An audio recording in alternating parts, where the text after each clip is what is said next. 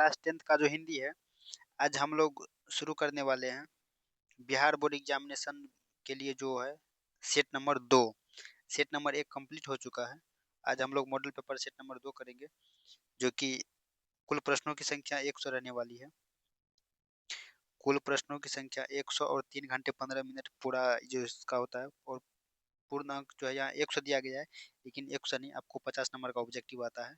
Total 100 question में 50 number बनाना रहता है एग्जाम के दृष्टिकोण से। तो चलिए शुरू करते हैं, क्वेश्चन नंबर 1 से शुरू करते हैं और क्वेश्चन नंबर 50 तक मात्र 15 से 20 मिनट में टोटल क्वेश्चन देखने वाले हैं। तो आप लोग लास्ट तक बने रहिए।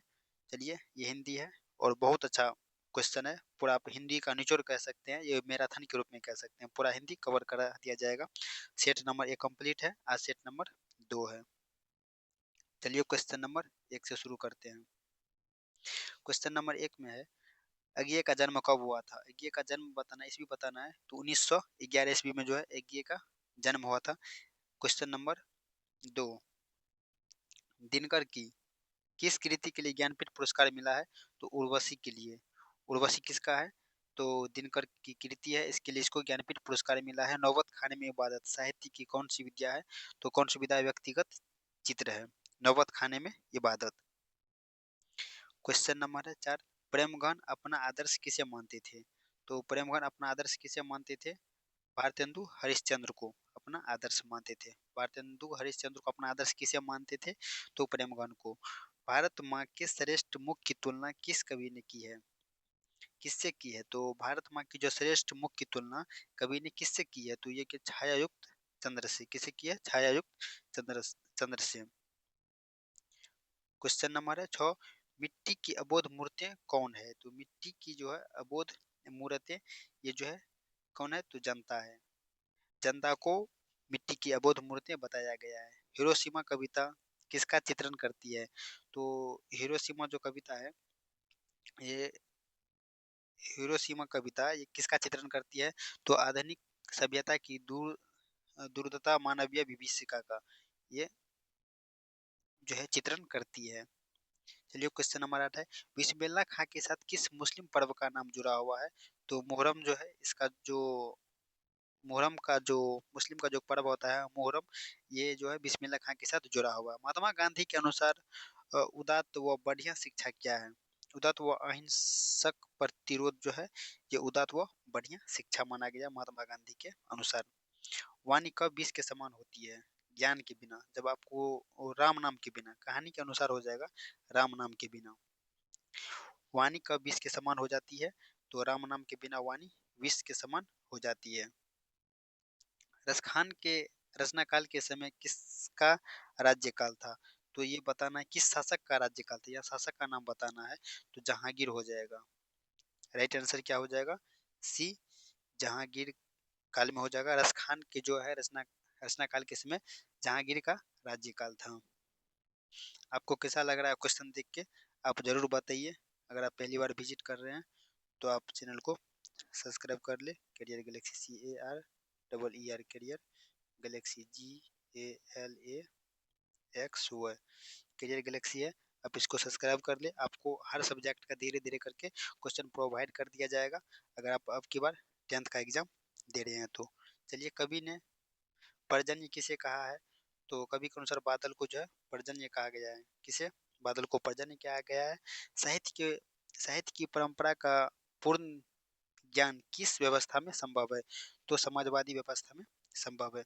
पंडित बिरजू महाराज का जन्म के बारे में दिया गया। पंडित बिरजू महाराज का जो जन्म हुआ कब हुआ था? 4 फरवरी 1938 ईस्वी में। पंडित बिरजू महाराज का जन्म 4 फरवरी 1938 ईस्वी में हुआ था। मादा मोजेल द अवेन्यू किसकी कृति है? तो ये पिकासो की कृतियां हैं। चलिए नेक्स्ट देखते हैं। ला शत्रुंज का क्वेश्चन नंबर 16 है, ला शत्रुंज का धार्मिक उपयोग कब से कब तक होता रहा है? तो कब से कब तक होता रहा? 14वीं सदी से फ्रेंच क्रांति तक रहा है। मछली कहानी में किस वर्ग का चित्रण है? तो मछली कहानी में जो है एक निम्न वर्गीय परिवार का चित्रण किया गया है। मछली कहानी में यहाँ टाइपिंग मिस्टेक है 17 नंबर में, देख लीजिएगा। मछली है, लेकिन मछली कहानी में किसका चित्र वर्णन है? निम्न वर्गीय परिवार का। बहादुर लेख में बहादुर लेखक के घर से क्यों भाग गया था? तो क्यों भाग गया था? स्वयं के प्रति लेखक तथा उनके घर वालों में आए परिवर्तन के कारण, क्योंकि उन पर बार बार उनके घर वाले चोरी का आरोप लगा रहे थे, इसीलिए बहादुर घर छोड़ के भाग गया। सहजता वृत्तियां किसे कहते हैं? सहजता वृत्तियां, सहज वृत्तियां किसे कहते हैं? तो अनजान स्मृतियों को। किसे कहते हैं? अनजान स्मृतियों को। क्वेश्चन नंबर है 20। नागरी लिपि के प्रारंभिक लेख हमें कहाँ से मिले हैं? कहाँ से मिले? दक्षिण भारत से। नागरी लिपि का जो हम लेख लिखते हैं वो आरंभ कहाँ से मिले? दक्षिण भारत से। वेदमा दानपत्र किस समय का है? वेतमा दानपत्र जो है 1012 ईस्वी। वेतमा दानपत्र किस समय का है? तो 1012 ईस्वी का जो वेतमा दानपत्र। पंडित बिरजू महाराज लखनऊ घराने के किस पीढ़ी के कलाकार है? तो ये 7वीं पीढ़ी के। पंडित बिरजू महाराज लखनऊ घराने के किस पीढ़ी के कलाकार है? ये 7वीं पीढ़ी के कलाकार है। सीता के बेटों ने सीता को कितने रुपया माहवारी खर्च देने का निर्णय लिए थे? तो 50 रुपया।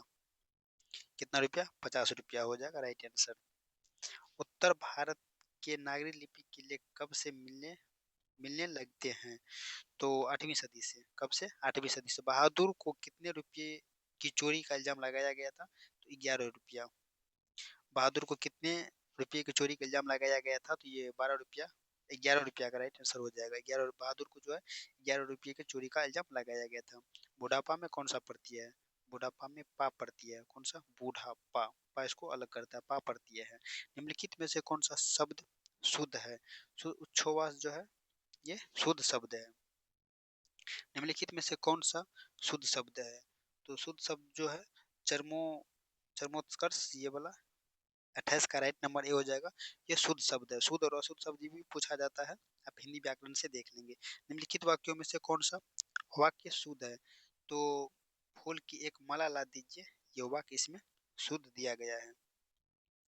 अक्ल पर पत्थर पड़ना मुहावरे का अर्थ क्या होता है? तो बुद्धि भ्रष्ट होना। अक्ल पर पत्थर पड़ना मुहावरे का अर्थ है बुद्धि भ्रष्ट होना। वर्ण कितने प्रकार के होते हैं?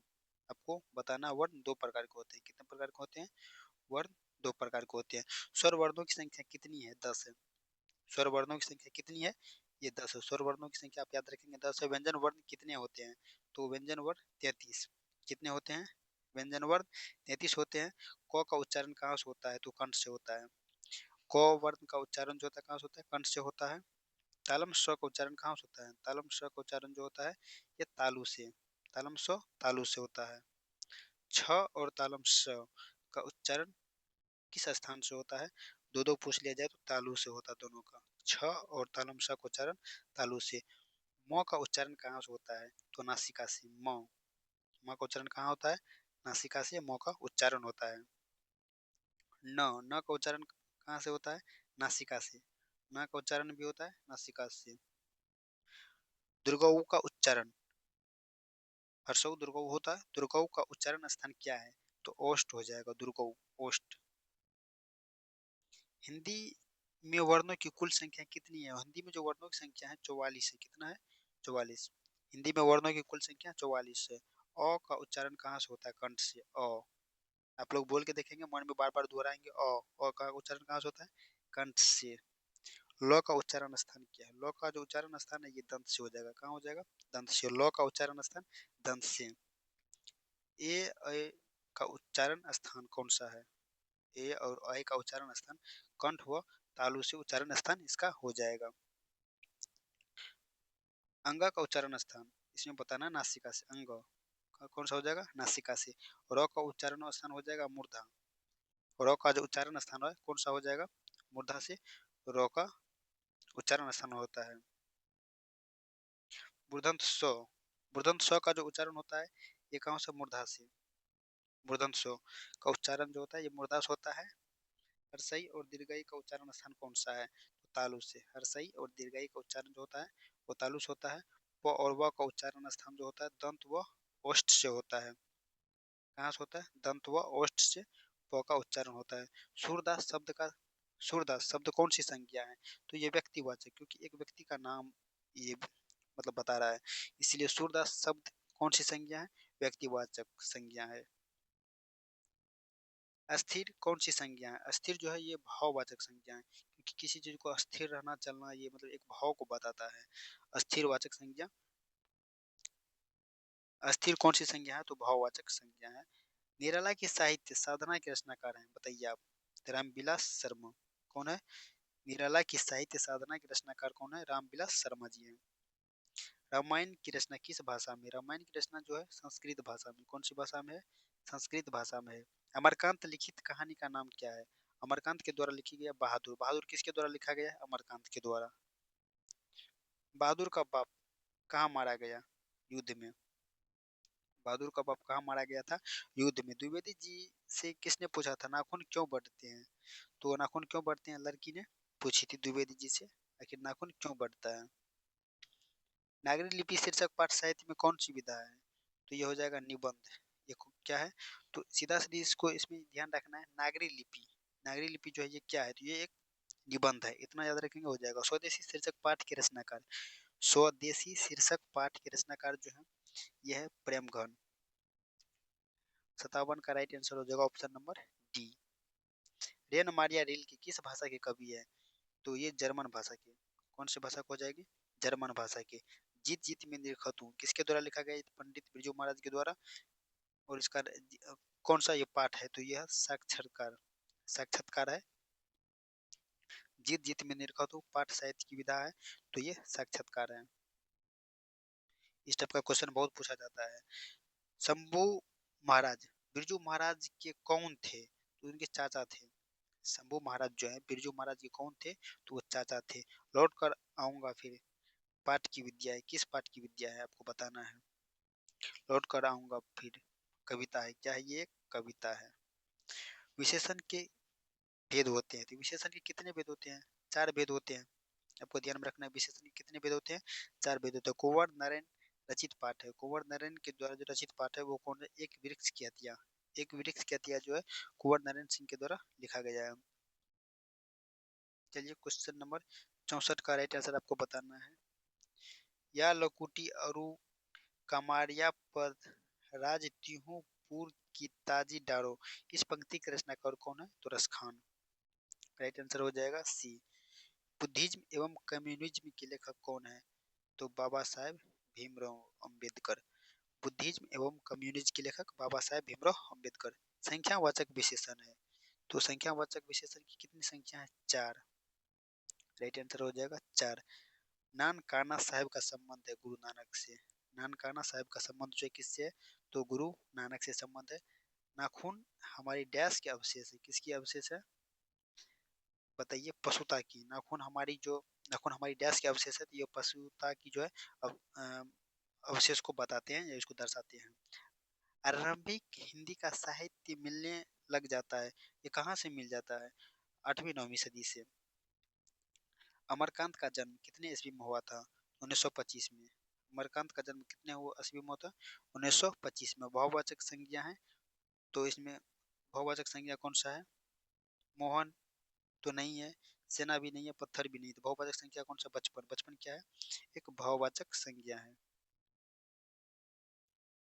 बहुवाचक संज्ञा का उदाहरण बचपन। बचपन एक भाव को बताता है। किशोर को मार खाने के बाद बहादुर, बहादुर को क्या हुआ? चुपचाप कोने में खड़ा हो जाता। जब किशोर मार खाता तो बहादुर चुपचाप कोने में खड़ा हो जाता था। रूसी रूसी जाति की अस्मिता को दृढ़ करने वाले साहित्यकार हैं, तो कौन सा है? लियो टोल्स्टॉय। रूसी जाति की अस्मिता को सुदृढ़ करने वाले साहित्यकार का नाम क्या है? लियो टोल्स्टॉय। कथक नृत्य के बढ़िया माने जाते हैं, तो कौन माने जाते हैं? पंडित बिरजू महाराज। पंडित बिरजू महाराज जो है कथक के बहुत बड़े कलाकार माने जाते हैं। बहुवाचक संज्ञा का उदाहरण नहीं है, तो बहुवाचक संज्ञा का उदाहरण नहीं है, क्या नहीं है इसमें? भलाई है, अच्छा है, सुंदरता है, लेकिन दूध जो है बहुवाचक संज्ञा का उदाहरण नहीं है। अब ध्यान रखेंगे, क्वेश्चन नंबर 75 का राइट आंसर हो जाएगा बी, दूध। बहुवाचक संज्ञा जो नहीं है। जीत जीत में निरखो तो पाठ के केंद्र में है, तो क्या है? पंडित बिरजू महाराज। जीत जीत में निरखो तो पंडित बिरजू महाराज। अज्ञे ने सूत्रपात किया है, किसका सूत्रपात किया है? प्रयोगवाद का। अज्ञेय ने सूत्रपात किया, किसका किया है, तो पर्यायवाद का। स्वर संधि के उदाहरण है, स्वर संधि कौन सा है, इसमें जो है आपको रामातार हो जाएगा, परमानंद हो जाएगा, कविंद्र हो जाएगा, इसमें सभी हो जाएगा स्वर संधि का उदाहरण। 78 का राइट आंसर डी हो जाएगा। मदन, मदन जो मदन क्या है, सेन साहब का बेटा नहीं है, किरानी का बेटा है। मदन किसका बेटा है, किरानी का। अन्य पुरुष डैश के भेद है, अन्य पुरुष किसका भेद है, पुरुषवाचक स्वर नाम का भेद है अन्य पुरुष। पुरुषवाचक स्वर नाम का एक जो उदाहरण है, अन्य पुरुष जो है पुरुषवाचक स्वर नाम का भेद है। पंडित बिरजू महाराज को गांडा बांधा, मतलब क्या, ये गांडा बांधा का मतलब क्या होता है, तो पिता ने बांधा था, ये जो है गांडा बांधे का मतलब है भिक्षा देना। इसको भिक्षा दिया था 500 रुपया लेकर। कहानी में कुछ स्टेप से आप पढ़ेंगे तो आपको पता चलेगा, तो पिता ने बांधा था। लौट कर आऊंगा फिर पाठ के लेखक कौन है, तो जीवनानंद दास है, जीवनानंद दास। लौट कर आऊंगा फिर पाठक के लेखक कौन है, जीवनानंद दास है। क्वेश्चन नंबर 3, जापान पर परमाणु बम गिराया, किसने गिराया था, अमेरिका ने। जापान पर परमाणु बम किसने गिराया था, अमेरिका ने। रोन नदी, रोन नदी है कहाँ है, फ्रांस में। रोन नदी, रोन नदी कहाँ है, तो फ्रांस में है। द्विगु समास नहीं है, तो इसमें जो है भाई बहन द्विगु समास नहीं है, बाद बाकी सब द्विगु समास है। तो त्रिलोक, शताब्दी और नवरत्न जो है ये द्विगु समास के उदाहरण है। लेखक अपने पिता से मछली क्यों मांगना चाहता था, तो क्योंकि कुएं में पालने के लिए, उसका बहुत जिज्ञासा हो रहा था कि मछली लेके हम कुएं में डाले और उसको पाले। क्वेश्चन नंबर है 87, कविता नहीं है। और ये जो है एक और आप यहाँ देख लीजिए, रोन नदी जो फ्रांस में है, फ्रांस में और स्विट्जरलैंड, फ्रांस एवं स्विट्जरलैंड में यह नदी बहती है, कौन, रोन नदी। आप ये ध्यान रखेंगे, फ्रांस वो, अगर ऑप्शन में आपको स्विट्जरलैंड आए तो आप वो भी लगा सकते हैं। द्विगु समास नहीं है, आप बता दिए भाई बहन। लेखक अपने पिता से मछली क्यों मांगना चाहता था, तो कुएं में पालने के लिए, कौन, कविता नहीं है, तो शिक्षा और संस्कृति ये एक कविता नहीं है। अक्षर ज्ञान स्वदेशियों हमारी नींद एक कविता है। मोहारा, मोहारा नदी शहर से दूर थी, मतलब कितना दूर थी, 3 मील, 3 मील दूर थी। राजदूत में कौन सा समास है, तो तत्पुरुष समास। राजदूत में कौन सा समास है, तत्पुरुष समास है। अवेन्यू डैश नदी के किनारे अवस्थित है, तो इसका राइट आंसर हो जाएगा आपको रोन नदी के किनारे। अवेन्यू किस नदी के किनारे अवस्थित है, तो रोन नदी के किनारे अवस्थित है। गिरधर लाल है, तो गिरधर लाल कौन है, मदन का पिता है। गिरधर लाल, मदन का पिता कौन है, तो गिरधर लाल, आप इसे भी याद रख सकते हैं। संतु डैश के मारे कांप रहा था, डर, ठंड के मारे। संतु जो है किसके मारे कांप रहा था, तो ये ठंड के मारे कांप रहा था। बहुव्रीहि समास में है, तो निम्नलिखित में से कौन बहुव्रीहि समास है, इस तरह से आप कोई पद प्रधान नहीं होता है तो वह बहुव्रीहि समास होता है। चलिए क्वेश्चन नंबर 94 देखते हैं, लास्ट होने वाला, मात्र 6 क्वेश्चन बचा है। मैक्स मुलर के अनुसार सर्वाविध संपदा और प्राकृतिक सौंदर्य परिपूर्ण देश है, तो वह है अपना प्यारा भारत। कमरुद्दीन का जन्म कहाँ हुआ था, किस राज्य में हुआ था, बिहार में। कमरुद्दीन का जन्म कहाँ हुआ था, बिहार में हुआ था। व्यंजन संधि का उदाहरण नहीं है, तो कौन सा जो एक व्यंजन संधि का उदाहरण नहीं है, तो पुनर्जन्म जो है व्यंजन संधि का ये उदाहरण नहीं है। बाद बाकी जगन्नाथ, वागीश, ये सब जो है व्यंजन संधि का उदाहरण है। बिस्मिल्लाह खां के परदादा उस्ताद सलार हुसैन खां कहाँ के निवासी थे, आपको बताना है, डुमरांव के। कहाँ के निवासी थे, ये डुमरांव के निवासी थे। डुमरांव उत्तर प्रदेश में पड़ता है। मछली कहानी के लेखक है, मछली का विनोद कुमार शुक्ल जो है ये मछली के कहानी के लेखक है। धर्मात्मा का संधि, धर्म प्लस आत्मा, धर्मात्मा, इसका संधि विच्छेद हो जाएगा। क्वेश्चन नंबर 10, जन्म से ही पागल थी, तो मंगू जी थी वो जन्म से पागल थी। आज हम लोग का टोटल क्वेश्चन जो है 100 कंप्लीट हुआ। और आपको आज का क्वेश्चन कैसा लगा आप कमेंट करके जरूर बताइए, अपने दोस्त को जरूर शेयर कीजिए। इसी प्रकार से हम आपको 1000 क्वेश्चन करवाने वाले हैं, 100 करके। इसमें आपका पूरा हिंदी कंप्लीट हो जाएगा, और हम गारंटी के साथ बता सकते हैं कि आपको जो है 50 में 50 ऑब्जेक्टिव आएगा। कितना लिख देते हैं भाई, 50/50, इससे आपको एक भी कम नहीं आने वाला था। आप नहीं भी पढ़े हैं, लास्ट टाइम पे इतना भी पढ़ ले तो आपको आ जाएगा। चलिए, thank you, all the best.